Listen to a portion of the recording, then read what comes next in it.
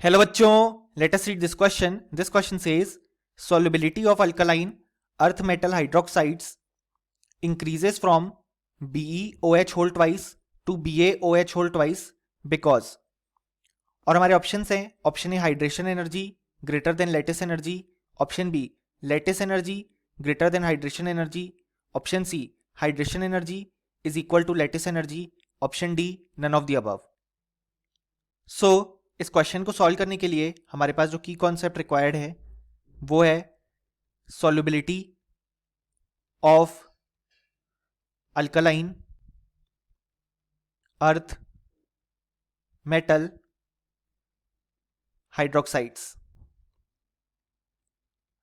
सो यहां पे अगर हम देखें तो हमारे पास अल्कलाइन अर्थ मेटल होते हैं beryllium, magnesium, calcium, strontium, barium और रेडियम. रेडियम यहाँ पे रेडियो एक्टिव होता है तो हम इसकी प्रॉपर्टी डिस्कस नहीं करेंगे.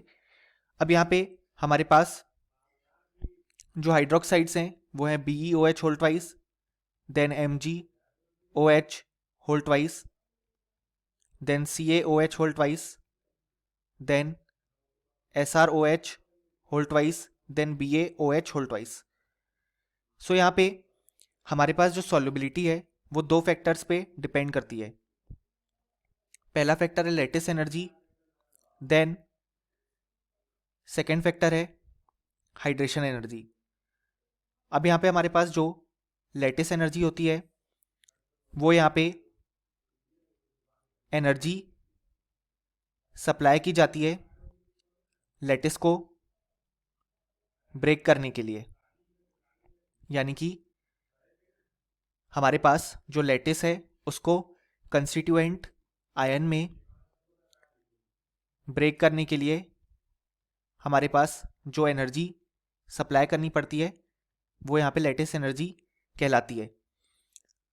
और हमारे पास जब आयन्स फॉर्म हो जाते हैं सॉल्यूशन में तो वाटर मॉलिक्यूल्स उन आयन्स को चारों तरफ से अट्रैक्ट करते हैं और उस प्रोसेस के दौरान जो एनर्जी रिलीज होती है हमारे पास उसे हम बोलते हैं हाइड्रेशन एनर्जी. यानी कि बेसिकली जब वाटर मॉलिक्यूल्स जो आयन्स फॉर्म हुए उन्हें चारों तरफ से अट्रैक्ट करते हैं सो उस प्रोसेस के दौरान जो हाइड्रेशन एनर्जी होती है वो यहाँ पे रिलीज होती है. सो अब अगर कोई भी कंपाउंड हमारे पास सॉल्यूबल है सो उसके लिए जो हाइड्रेशन एनर्जी की अमाउंट है वो यहाँ पे ज़्यादा होगी as compare to lattice energy. क्योंकि हम जानते हैं कोई भी प्रोसेस फिजिबल तभी होता है जब उस प्रोसेस के दौरान एनर्जी नेट रिलीज होती है.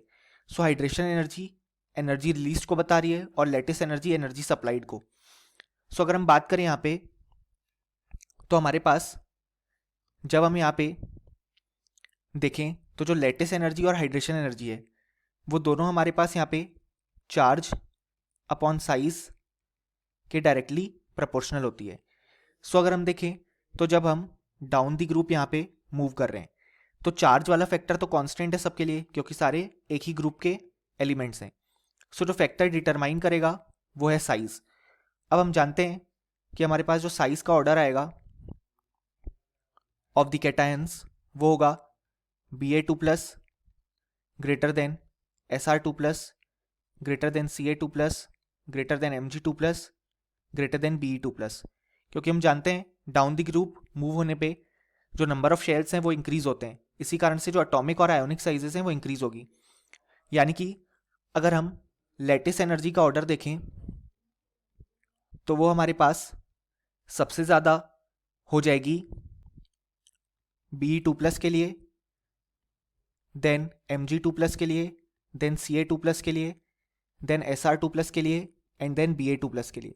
क्योंकि साइज सबसे छोटा है Be2+ का सो ये ऑर्डर आएगा. एंड यही सेम ऑर्डर हमारे पास हाइड्रेशन एनर्जी का भी आएगा क्योंकि हमने देखा दोनों सेम फैक्टर पे डिपेंड करती है. लेकिन फ़र्क इतना है कि लेटिस एनर्जी एनर्जी सप्लाइड है और हाइड्रेशन एनर्जी एनर्जी रिलीज है. सो अब इन दोनों का सम हमें बताएगा कि डाउन द ग्रुप मूव करने पे सॉल्युबिलिटी का ट्रेंड क्या होगा. सो अगर हम देखें तो जब हम डाउन द ग्रुप जा रहे हैं तो हमारे पास लेटिस एनर्जी डिक्रीज हो रही है. यानी कि जो हमें एनर्जी सप्लाई करनी पड़ेगी वो कम होती जा रही है, यानी कि ज़्यादा एनर्जी रिलीज होने पे अब फोकस होगा। लेकिन अगर हम हाइड्रेशन एनर्जी की बात करें तो वो भी हमारे पास डिक्रीज हो रही है, यानी कि जो एनर्जी रिलीज की अमाउंट है वो भी डिक्रीज हो रही है। यानी कि अगर हम बात करें तो Be2+ के लिए हमें ज़्यादा एनर्जी सप्लाई भी करनी पड़ेगी और ज़्यादा एनर्जी रिलीज भी होगी। अब हमें ट्रेंड देखना होगा कि ज़्यादा रेट से कौन सी एनर्जी डिक्रीज हो रही है। जब हम एक्सपेरिमेंटल वैल्यूज देखते हैं तो lattice energy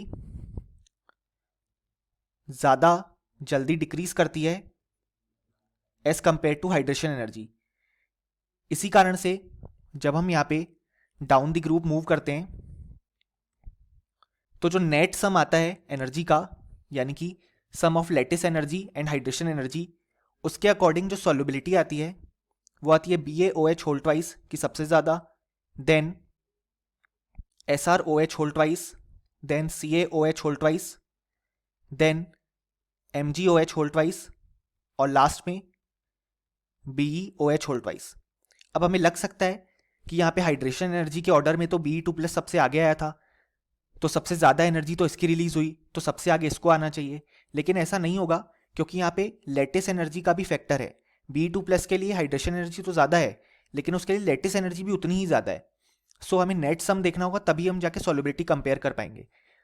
down the group जाने पे जो लेटिस एनर्जी है वो ज़्यादा जल्दी रेट से डिक्रीज हो रही है as compare to hydration energy, यानी कि नीचे जाते हमारे पास जो हाइड्रेशन एनर्जी की अमाउंट है वो ज़्यादा होगी लेटिस एनर्जी से for the elements which are present down the group. इसी कारण से हमारे पास ये ओवरऑल ऑर्डर आएगा, that is down the group जाने पे हमारे पास सॉल्युबिलिटी इंक्रीज होगी।